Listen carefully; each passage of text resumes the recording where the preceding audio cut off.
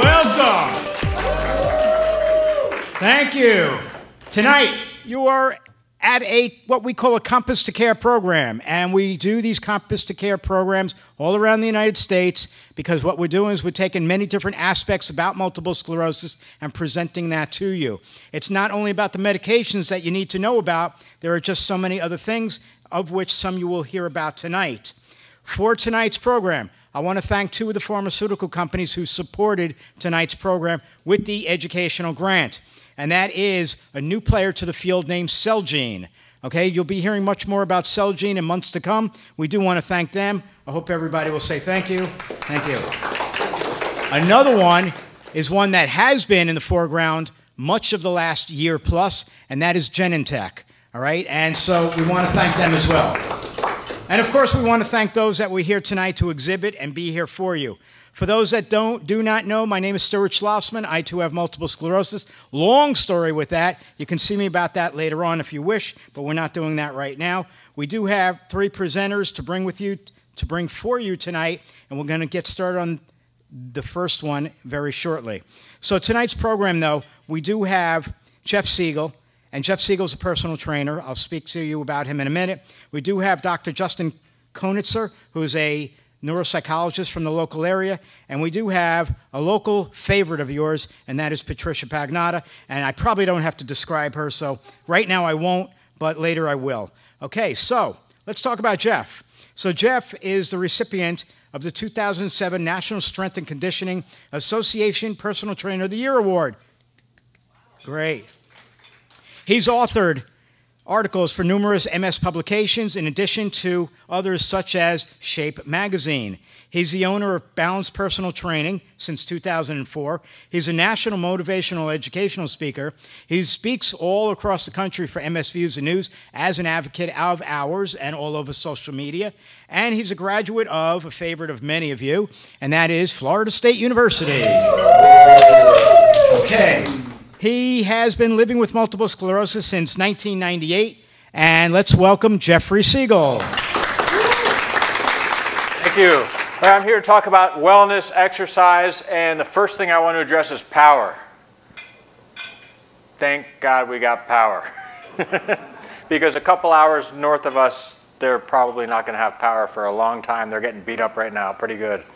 So I'd rather be here with you guys than there. I did graduate from Florida State, so I know they're having a lot of hurricane parties. It's the only time of the year that they have actually a hurricane party. They didn't have a hurricane party last week.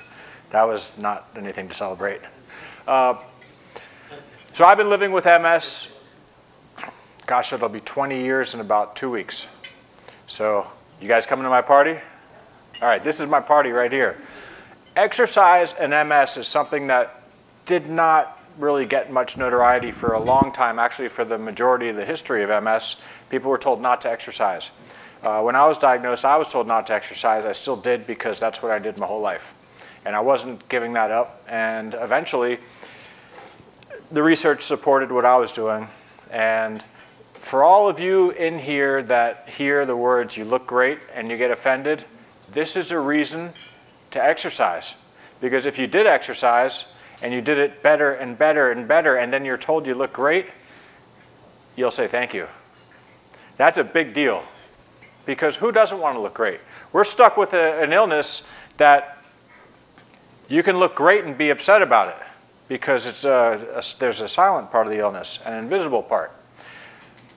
But the achievements that you can do when you're moving versus when you're not are incredible. And how many drugs are there right now for MS? A lot. 14, 15, I don't know, every week there seems to be a new one and one falls off. If you're taking a disease-modifying therapy and you and your doctor have picked one that's right for you, that's great. That's what you're supposed to do according to the MS Society and the Coalition. Find something that works for you and stick with it. But if you find something that works for you, you gotta do your end of the bargain. You really got to take care of yourself, because no medicine that you take orally through intravenous or an injection is going to take the place of your life. You have to live it. We got one shot at that, right? And if we do it right, once is enough. That's a Mae West quote. But it's true. the more you do, the more you can do, and the less you do, the less you can do, and the less you want to do, and the less you're able to do, and I can go on and on and on. But to be able to stand up here on one leg, I can do the whole talk on one leg, but there was a time I couldn't stand on both of my legs. I'd fall and keep trying to get up and keep falling, and I never stopped trying. So that's one thing that's important, is set goals. Don't make your goals something that happens that you have to react to. If you set your goals in advance with a reward after you set the goal planned to be given, then you're more likely to achieve your goals. And achievement, that's something that exercise is great for. Better sense of well-being, better stamina, conditioning, strength, balance, coordination. You know, having the ability to do stuff with others and go places and be social. So the psychosocial outcomes of exercise are incredible. I've just got about halfway through some research, and that I'm doing on MS patients, and that seems to be as high as the strength and stamina is the ability to do stuff with others and have that worth that you feel and feel good about yourself, self-worth. That's really important. How many people in here exercise? How many people in here don't exercise? How many people can't raise their arm? Because there's always a few that either aren't listening or just didn't want to, or that can't raise their arm, which is the only reason not to have raised your arm. But if you can raise your left arm and you can't raise your right arm, then raise your right arm with your left arm. That's an exercise. And if you don't feel like you're moving enough, move more. If whatever you did yesterday didn't seem like it was enough, it probably wasn't. How many people here are afraid to overdo it when they exercise? What are you afraid of? I'll repeat it back to the mic. But what are you afraid of if you exercise? Fatigue? Okay, overheat, fatigue. I'm afraid of fatigue. That's why I exercise. I build my stamina up so that I can do more, so that it's not going to knock me back. I've never had a problem personally or others experience being down for several days. What I have experienced is people having pseudo-exacerbations by overdoing it, very rarely, because it's rare that people overdo it because everybody's so afraid of doing too much. So they underdo it. So you got to find where that edge is. Stick close to it, but don't fall off, because if you fall off, you fall into that pseudo-exacerbation around 24-hour period of time where you'll experience symptoms that you've had in the past. That's not an exacerbation because it goes away. From the majority of the neurologists who I've talked to around the country who specialize in MS agree that exercise is not going to cause an exacerbation. Now, if something is bothering you and you're exercising, it might bring out an exacerbation sooner than it would have if it had already begun, because your body uses, your nervous system has to heal, and if you're not resting, it's like going without sleep. Sleep is when your body is able to recover, and if you don't sleep, you're not going to recover. How many people in here belong to a gym? How many people in here are afraid to go to a gym because you might not do stuff the way you used to be able to do it? So that's not a problem for anybody in here. Good. Because if you're at a gym and you think somebody's looking at you, there's probably a mirror behind you. Because at the gym, people care about themselves. And they want to flex in front of the mirror and feel good and do the stuff. And if you see them staring at you, they're staring at the mirror because they're looking at themselves. They're not critiquing you. They're critiquing themselves. So go to the gym. Don't worry about somebody else. If somebody else has a problem with you, that means they're not doing what they should be doing. They should be working out in the gym, not thinking about what other people are doing. So that's the best benefit of exercise is living longer. It's the slowest way to die is to live a healthy life. So why not do it? And as far as diet goes, the diet and the exercise go hand to hand, because what you're putting in your body is actually energy, and that's what you have to go with. So how many people in here are tired? Come on, how many people in here have fatigue? How many people in here have MS? Okay, I was just making sure I'm in the right room. A lot of the MS fatigue, I'm going to tell you some things about fatigue. I'm sure it's going to be covered after I'm done speaking, because that's what this program is about, living with MS. Fatigue is as common as any other symptom there is with MS. It goes both ways, though. If you don't exercise, you're going to have fatigue. whether you have MS or not. So the fatigue that you're experiencing might just be deconditioning. You know, you might be deconditioned. It might be that you didn't eat well the night before. Now we got diet tying into exercise and MS. They say that there's no diet that's going to fix the problems that you have with MS, but I guarantee you guys, if you guys ate all horrible foods, ate fats and sugars and, you know, all the good tasting stuff only, come back and tell me if your MS is better or worse. And if it's not worse, you're going to be telling me about all the other problems you got. So you got to take care of yourself because you live within the confines of your own skin and nobody else is going to change that. I'd like to get a volunteer up here, somebody who does not have MS. That's the first question asked, which is strange, but I want somebody coming up here who doesn't have MS so I can show everybody else what it's like to not have MS, and I'm going to make them have MS for about 20 seconds. They won't stay, don't worry. Come on up. Okay.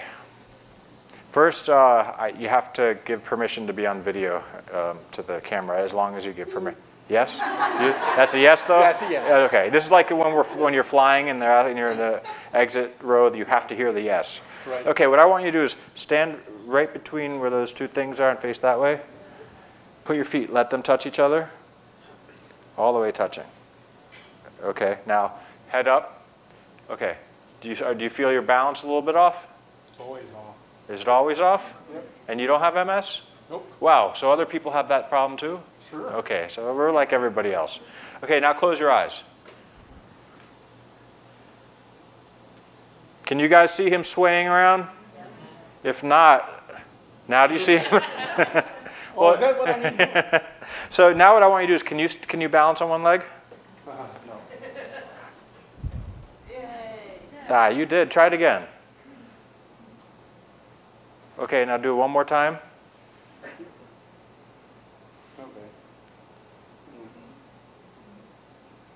Okay, was the last one he did the best one he did? Do you know why? He practiced. He neurally adapted to that environment that he put his foot in. So whether you have MS or not, if you do this, you know, you might not be able to hold it, but if you're off and then you do it again, and then the third time you do it, if you're okay, that's because you just practiced twice. And the third time, of course, that's how they sell those bracelets that are balance bracelets. You can go sit down. I just wanted to, anybody else without MS want to have MS? Come on, who doesn't want to have MS? Okay, so when I was diagnosed, I was really happy and really freaked out. Does that sound any familiarity with that? Like, I was happy that I wasn't about to die. I knew I was going to die. We're all going to die, but I wasn't going to die that week. It wasn't a stroke, it wasn't a brain tumor, it wasn't anything else, but I was happy because, you know, there was plenty of time for me to do the things I like to do, but I was still worried about some things. You know, we all have worries. I was worried about, well, am I going to be able to keep up with the people on the basketball court? That was one of my things, and I was, until I hurt my ankle. And I was worried about, am I going to have a business? Am I going to have a family? Am I going to be able to, am I going to have success in life? What's it going to be like?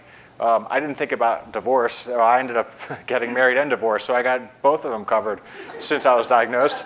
But I have a wonderful, wonderful daughter who I want to always be able to do push-ups with her sitting on my back. She's 12 now, so it's getting more difficult, but I'm keeping up with it. I can still do it. The only thing that stands between me and a 12-year-old doing push-ups with her on my back is in a week and a half she's going to be 13. Now what am I going to do? Now I got to get used to saying I'm doing push-ups with a 13-year-old on my back.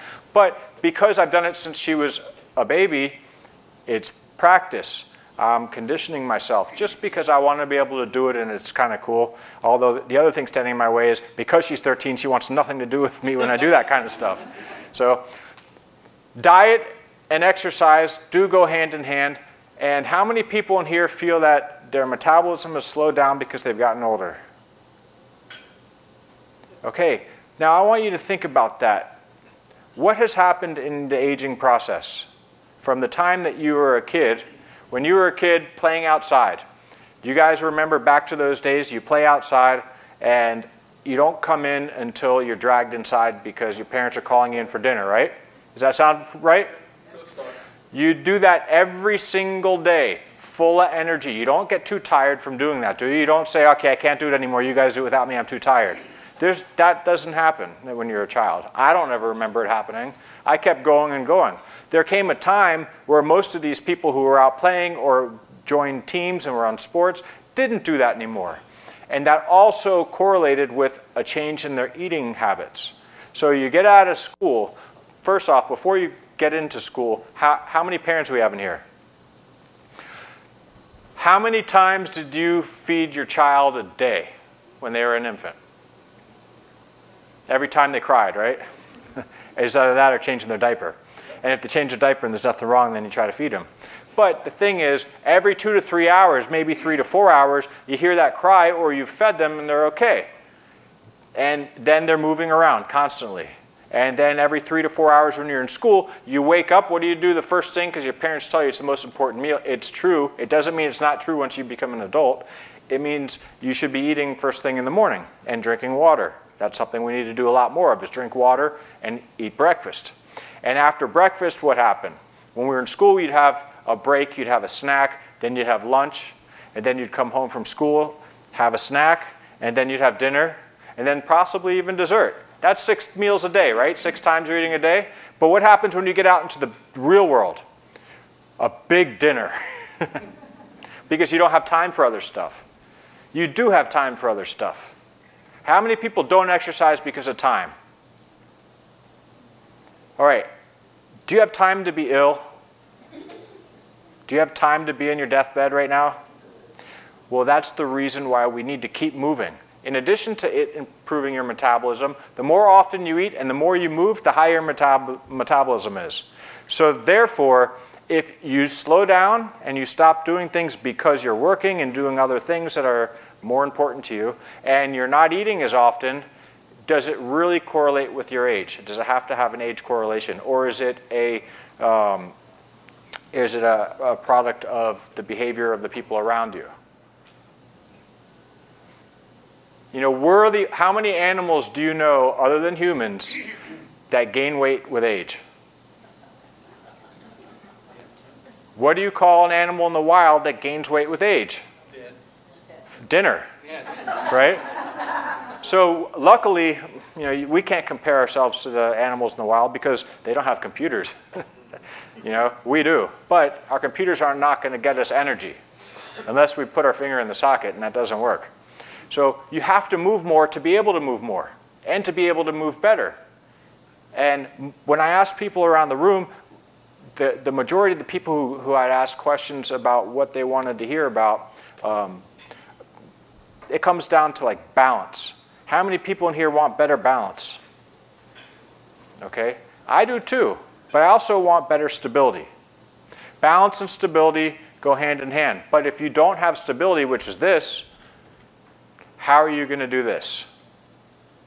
We don't function on one foot only. If we did, we'd hop around, right? We'd be hopping and then this would be great. This is a great measurement of change when you do an assessment. If you go to the doctor and they want to measure how your balance was versus the last time, they'll stand on one leg and they'll time it. And that's a great thing to do. But that's in a clinical setting. Outside of there, you're not hopping to work, you're not hopping to go see your friends unless you have to hop or there's something in between you and wherever you're going to go. How many people in here have a difficult time getting off the ground if you were to fall on the ground? Okay, so I'll give you some tips on how to get up if you fall down. And I'm looking around, I see people who don't have MS raising their hand as well. If you fall, stop and relax a moment, unless you're in the road. If you're in the road, you do whatever you can to get out of the road. Relax, regroup, gather your thoughts, and get up the way you would had you not fallen.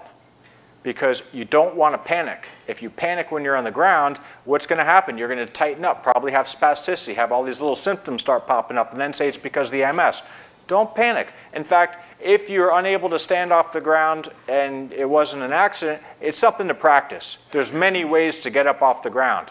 I'm going to show you a couple of different ways to get off the ground, but depending on what works, if your hip flexors are active and you can use them, there's certain ways. If there's other muscles that work or don't work, then you don't want to use that way. I'll show you the way that requires your hip flexors to work. But if you were to go on the ground and you were to get into this position, if you're able to do this, if you can get into this position here, walk yourself up. If you didn't see on that side, it would be from here to there. Now, it seems easy because I'm showing you how to do it, and I didn't just fall and hurt myself and panic and freak out. There's other ways to get up, which would be, if you're in this is the position you'd like to get yourself into. One foot here, and if you can't get the foot there, you can lift it. And that takes practice. And then if you get to here, you can use this foot to prop yourself up. The third way would be saying, hey, I need a hand.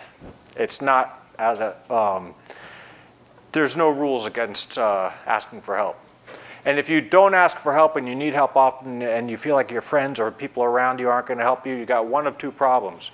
Either you have a problem asking for help because you just don't want to be that person, or you got the wrong people around you, you know? So I think you guys got the right people around you because they're probably here with you. I want another volunteer. But whoever comes up, I want you to be ready to have some fun and laugh and say, this guy's great. No, you don't have to do that. Come on up.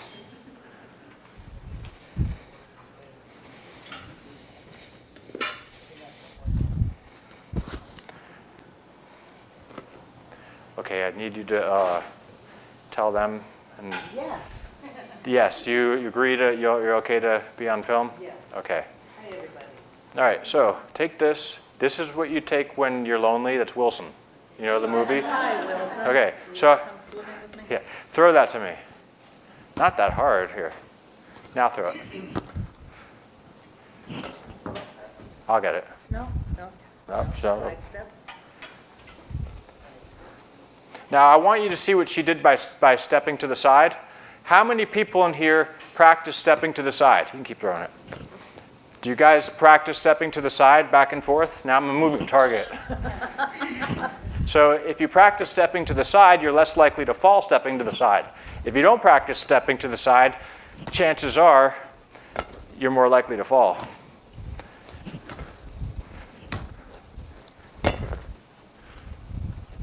Where are you going?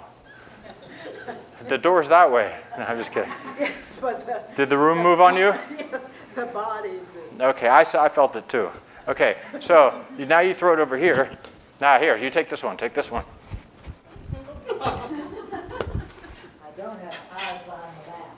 No, I do. I looked for them. I had to cut my hair off to see if they're there. So is this fun playing catch? Of course. Come on. I thought you were going to dive for it. I was so, all I saw was that light up there. So this is pretty easy, right? Now what I'm going to do is I'm going to make it a little bit more difficult because you're doing it too well. That's not why I'm doing this.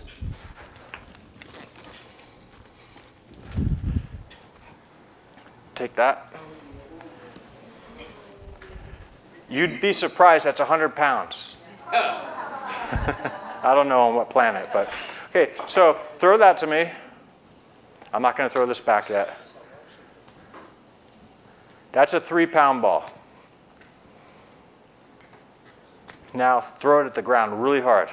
Throw it at the ground. Now that's not hard. Like slam it down there. How'd that feel? Boom. Do it again. One more time.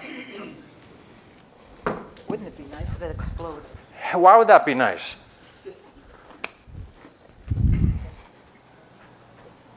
Now slam that one.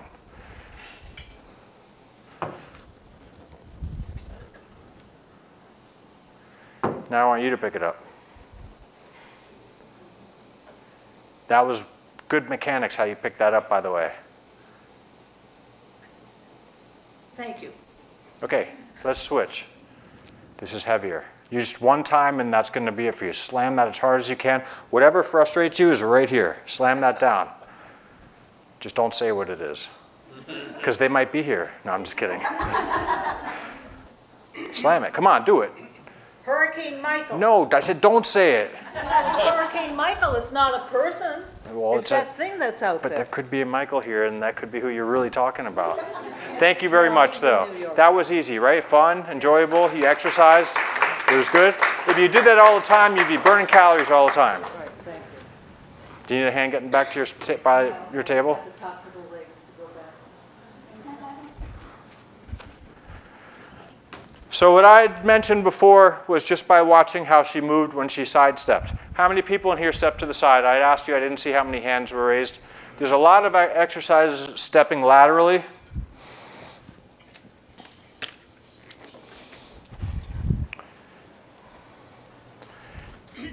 If you don't practice stepping to the side, you're not going to be good at stepping to the side. That's the way it goes. And if you walk and you stumble and it's to the side and your hips and your glutes and all the muscles that are important for keeping you up aren't strong enough, you're going to keep going. And if you don't do it properly, you're going to kiss the floor. The floor will always be there to catch your fall, so don't worry. But that's not what we want. So some simple things. Who wants to come up here next? I need another volunteer. You can't come up twice. All right, come on up. I picked him because I needed a different person from a different table. No offense. Okay, are you a patient? No. No? Okay. Do you do lateral exercises? Yes. Like what kind? Just, you do them. Yeah. I'll take it. Okay, so if you were to step, what I want you to do is stand right where I am here. You be me there. Now, what you're going to do is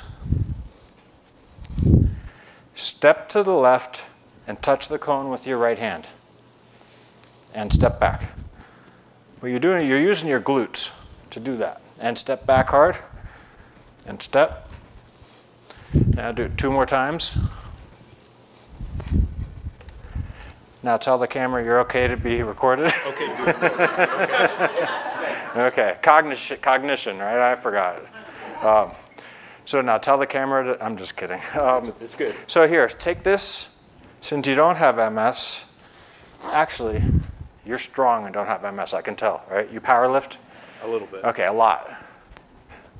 Let's go move back a little bit. Yeah, extend right where the cone is. Okay, what I want you to do is throw the ball overhead to me. Throw it.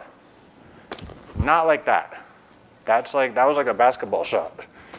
I want you to throw it at me. I'm a target. Go ahead. You're not going to hurt me. Can you throw it harder? Yeah.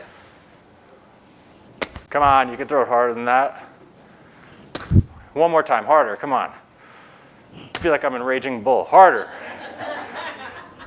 Okay, what is he doing? Look at his face. He's smiling, right? It's fun. Now what I want you to do is throw it really hard at the ground. Pretty decent, right? Throw it again.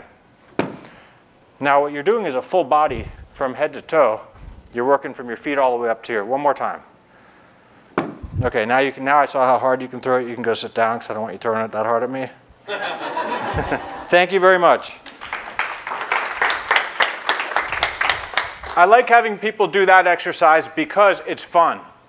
Now, if you're in a chair, there's a couple other ways you can do that. One is just slamming it. Or the other one is if you have a problem with the way you pick it up, or if it's difficult for you to get into that position, have somebody that's with you. If you can't throw this at the ground and pick it up, chances are you need somebody around for help. So you get something like this, and you throw it at the ground, and you have someone else pick it up, give it back to you, you keep doing it. Or you can play catch with them. Or you can use a lighter ball. This is an 8-pound ball. This one's only 5. Anybody want to come check it out in a chair? You can't come back, I told you. You want to try? Come on up.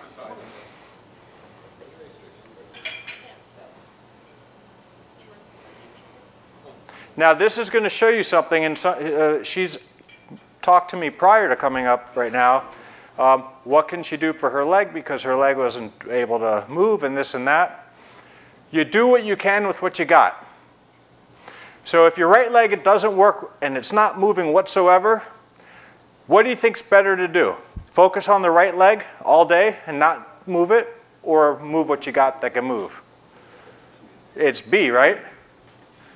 You do with what you got. If you can't do something, you do something different. Now you get to throw something at me. Not darts. Okay, so I'm going to show you some things that you can do if you're seated. First, can you give me a high five? Can you do it with that hand? Low five? High five? Okay, I just wanted to make sure that you can use a blue balloon. Otherwise, I was going to have to get an orange one. And it matches your shirt. And my shirt. Yeah. And his shirt. No, I'm just kidding. Okay, the first thing I would say about someone that's in a chair that's not ambulating, who wants to participate, the rule is what you have to do is just hit the balloon. If you can catch it, it's a bonus. But if you can hit it, hit it. That was catching it. Hit it. I know, but you're hitting. I don't follow rules.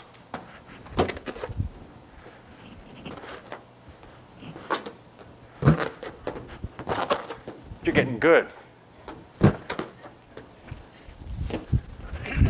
We won't let it touch the ground. Was that a smile? It's pretty fun, isn't it? Yeah, you got to use that hand. That doesn't work as well. You don't know which way it's going to go, do you? No. Me neither. Ah, okay. It was fun while it lasted. But did that get you a little bit tired? I'm okay. Okay, we do it again then.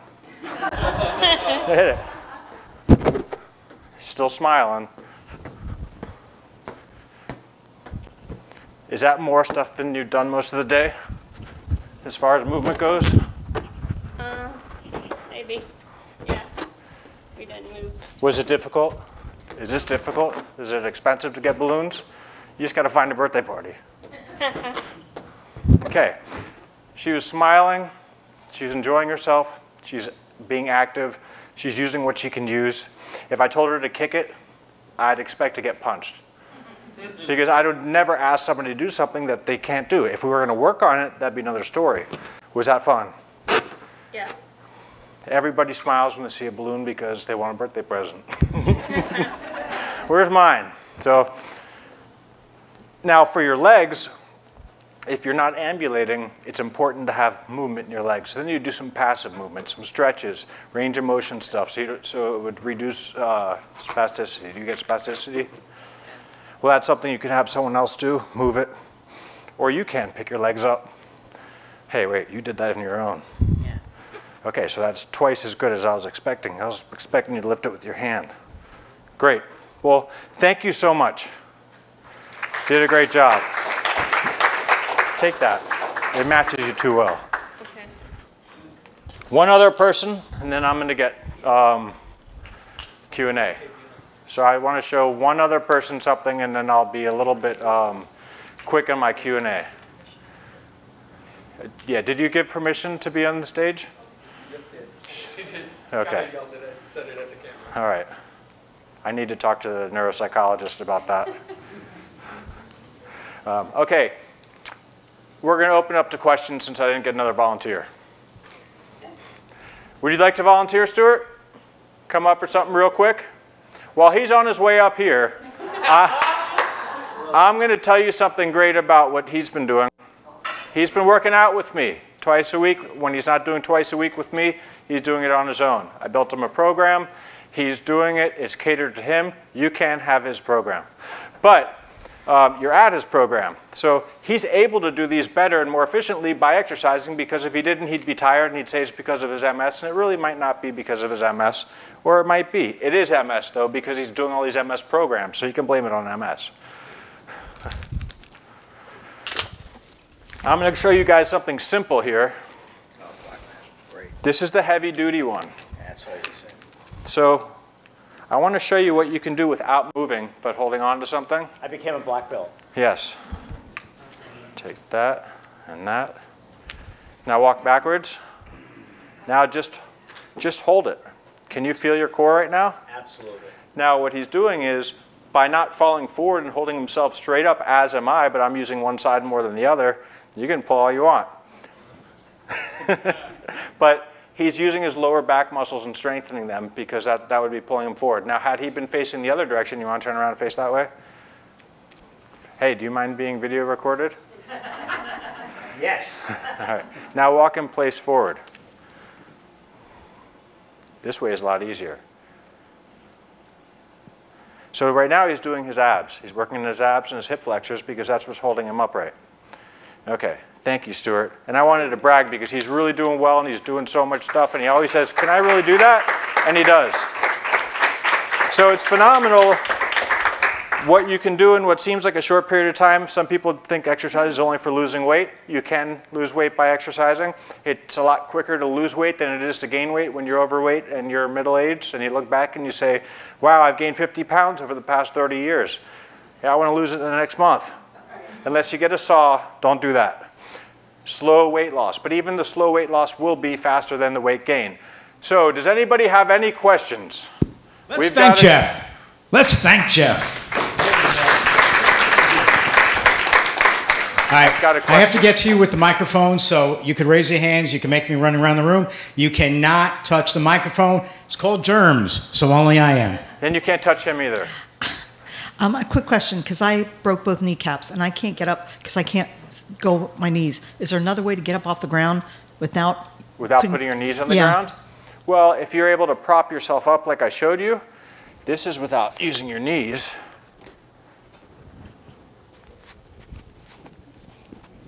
That's not using my knees. But you have something that's in addition to MS that you should work with a physical therapist on, recovering the abilities that you had prior to having the knees broken. That's what physical therapy is, to come out where you left off. What do you do if you fall in the shower and it's real slippery? How do you make sure that it's not filling up with water. If you fall in the shower and it's still slippery, I hope that there's somebody nearby. You should have padding on the floor of the shower so it's not slippery. They've got mats for that. There's all kinds of stuff to make it handicap accessible. And prepare. That's the best thing you can do when across the board is prepare. Prepare for whatever might happen and hope it doesn't happen. But if you do fall, then you got to develop a plan now. So if you fall, you can figure out how to get up. I don't know how your shower is built, so I can't give a specific answer. But if someone's in the house, it's time to say, help! Yell for somebody to get some help. But plan a way to get out of the shower. You might want to do it when it's not wet and look into getting some kind of skid-free, skid-resistant flooring. And you can pull a towel into the bathtub if you do it.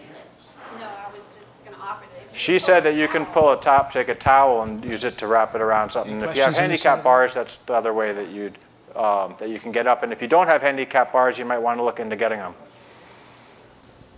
They don't have a question, but I do. Okay, I got an answer, I think. If a person with MS feels that the heat is too much for them and they're feeling fatigued that day, but they are already in an exercise pattern, what do you suggest for them? Something less exhausting, something easier. It might be a good day to do yoga or stretch or do something that's not the regular workout you have, or wait until you feel better. During the time that you're feeling really tired and unable to exercise, that's the best time to rest. So how do you keep a person that's wanting to be motivated, keep them motivated to keep going with their plan that they've put together? That's the great thing about exercise, is the results speak for themselves.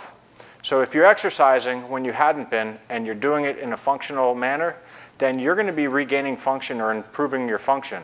To me, what's better of a motivational tool than the results that you're getting, whether it's the way you see yourself in the mirror, or whether it's the way you pick something up off the ground, or whether it's the ability to even get off the ground. Those are the things that are going to motivate you to exercise.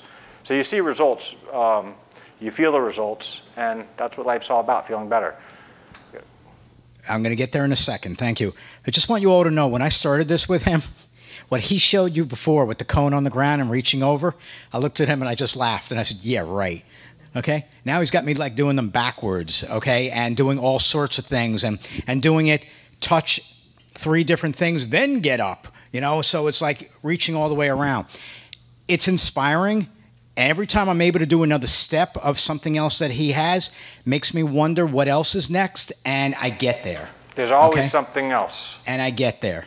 Okay, so it's not something that you can't do. You have to start off somewhere, and everything that you look at, you're going to say, yeah, right. Okay? I mean, it's just natural. Okay? Especially when you haven't been doing anything for a long time. So it's natural, but then as you start doing it, it's great. And I have used it greatly for myself with all these running around the country things. It's built endurance. So thank you. Now let me get to that person. While he's going to the next one, the research last year that came out at ECTRIMS is spectacular about brain-derived neurotropic growth factor. You don't have to remember that, but it helps with neuroplasticity. It helps with your ability to improve function as far as cognitive function goes, and it allows you to do the things that you're regularly doing. And we knew this in an animal model. Now there's research out that shows it. Is there two different types of fatigue? I mean, one is when you're exercising, and the other one, sometimes people with MS will say, I feel fatigue. Yes. Is it? That's could you real. Explain that? There's an MS fatigue, without a doubt. There's a fatigue that's overwhelming. I've felt it. I know I've had people describe it to me when I'm working with them. The only thing I can compare it to is when you're cooking something and open the oven and you get that big wave of heat that comes out and it almost knocks you on the ground. That just suddenly happens. That's when you don't want to exercise. That's when you want to rest. And you want to find out why the MS is doing that. There may be no reason, but if you can pinpoint what's causing that, just like the pseudo-exacerbations, whether it's stress, whether it's poor sleep, whether it's something with a relationship in your life or something like that, you can get that out and either find out that's what's causing it, or hey, it's MS, I need to rest and talk to my doctor about it. So that's great. Oh, there's a question back there now. Why now he's back there? Why didn't you say that? That's good. We didn't work out today. So if someone else, wait till he comes up here. We'll send him back and forth. Look, now he's running. For the record, he's running, I'm telling you. And now he's climbing the wall. What kind of exercise can you do to straighten the legs? To strengthen them? Yeah. Everything you do that moves them. The best thing is if you can stand up out of a chair, to do it often. And do it daily. And that's all, in addition to strengthening your legs, it's also going to recruit more bone density. So when your feet are on the ground and your feet are your ground base of support, your body knows that it needs to get your osteoclasts and osteoblasts in order so they're not taken from your bone, so it's adding onto your bone and you have better bone density. So just being on your feet itself is good, but standing and sitting, walking, moving forward, sideways, that's going to do all the stuff that you're asking about strengthening legs. Anything that you're moving legs with resistance is going to strengthen them. I got time for two questions, and they're both right here. Let's just keep them brief and let's get it going. It's a brief one. With the people you work with, do you do any doctor stuff like touch your nose and? Yeah, but I do it without them knowing. Like I could have a medicine ball and have them place it on something in a specific spot and come back, and then I'm seeing if it's ataxia or if there's a problem with that. But yeah, what the doctor's doing when they're telling you to touch their finger, touch their nose, just don't touch their nose, but you touch the finger, touch your nose, they want to see how smooth the motion is. And that's what I'm looking at with every motion that everybody's doing in every exercise. And if I see a difference, I'll relay it back to the doctor. Any suggestions on making move with a slide board easier? With a slide board? What do you mean, like the ones that got like a Reebok slide board? What would you want to do easier with it? To be able to scoot easier? You practice. I have these that are the same thing. No, I think Transfer board. Oh, transfer board. Practice. You have to practice, and what I would do is I see the way people use them and the way people get out, and I enhance it by strengthening specific movements. I don't get caught up in muscles. I'm more interested in the actual movement pattern that people are doing and increase their ability to do it that way. But I can't tell you what would work best for you without knowing how you particularly do it. But practice is the answer to most of the questions. There's one in the back, but... Sorry, you're going to have to speak with Jeff after the program because we still have two other speakers to get started with here. And let's just thank Jeff for being here. Thank you. Thank you. Thank you.